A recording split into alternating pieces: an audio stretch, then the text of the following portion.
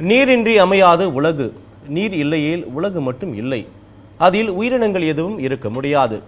அவ்வாறு அறுதியிட்டு கூறும் அளவில் இந்த உலகில் அதிகபட்ச பகுதி கடலால் நிறைந்துள்ளது. இந்த கடலை பாதுகாப்பது அவசியம் என்ற கருத்தை வலியுறுத்த உலக கடல் நாள் இன்று கடைபிடிக்கப்படுகிறது. இந்த நாளில் கடலை பற்றியும் கடலால் கிடைக்கும் நன்மைகள் பற்றியும் கடலை பாதுகாக்க வேண்டிய அவசியம் பற்றியும் இந்த செய்தி தொகுப்பில் தற்போது பார்க்கலாம். உலகில் உள்ள கடல் பகுதி அனைத்தும் பசிபிக் சமுத்திரம், அட்லாண்டிக் சமுத்திரம், இந்து மகா சமுத்திரம், அண்டார்டிக் சமுத்திரம், ஆர்க்டிக் சமுத்திரம் என்று 5 சமுத்திரங்களாக பிரிக்கப்பட்டுள்ளன. இவற்றை தவிர குறுகிய கடல் பகுதிகள் வளைகுடாக்கள் என்றும் விரிகுடாக்கள் என்றும் அழைக்கப்படுகின்றன. கடலிலிருந்து உலக நாடுகளுக்கு பல லட்சம் கோடிக்கு வருவாய் கிடைக்கிறது. கடலில் இருந்து கிடைக்கும் மீன் மனிதனுக்கு ருசியான உணவாக அமைகிறது. கடலில் மீன்களை பிடிக்கும் தொழிலில் கோடிக்கணக்கான பேருக்கு வேலை வாய்ப்பும் கிடைக்கிறது. இந்தியாவில் சென்னை, மும்பை உள்ளிட்ட கடற்கரை நகரங்களில் உள்ள துறைமுகங்களில் தினமும் லட்சத்துக்கும் மேற்பட்ட கண்டெய்னர்கள் சரக்கு கப்பல்களில் ஏற்றப்படுகின்றன. இதில் ஏராளமான பேருக்கு வேலை வாய்ப்பு கிடைக்கிறது.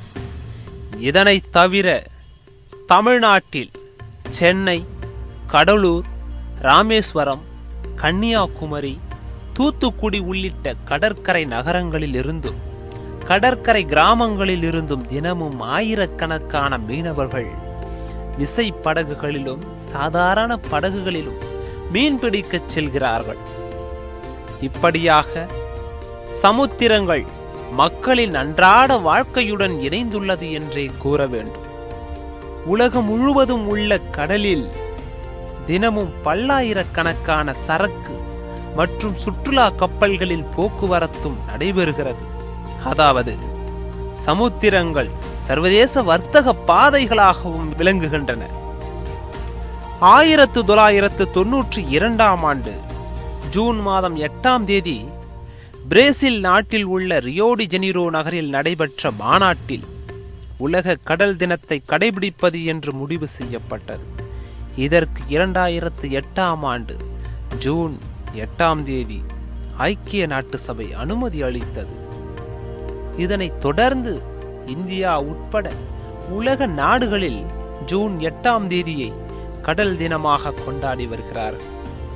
எல்லாவற்றுக்கும் மேலாக உணவுக்கு சுவை கொடுக்கும் உப்பையே கடல்தான் நமக்கு தருகிறது.